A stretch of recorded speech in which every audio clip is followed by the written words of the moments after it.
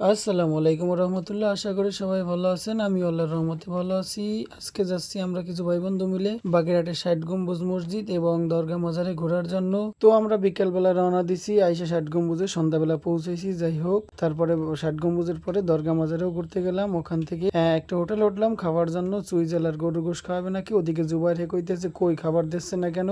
শামীমকে তার অনুভূতি জিজ্ঞানোর পরে সে বলতেছে যে ভাই সব ঠিক আছে কিন্তু খাবার দিচ্ছে না কেন। ওদিকে কিন্তু আমি ডাইল দিয়েই শুরু করে দিয়েছিলাম, অনেক দেরি হচ্ছিল গোশ দিতে, তাই ডাইল থেকেই শুরু করছিলাম। তারপরে আমার পাশে ছিল আকাশ। আকাশ আমার কাছ দিয়ে ফোনটা নিয়ে বললে যে ভাই আপনার অনুভূতিটা বলেন।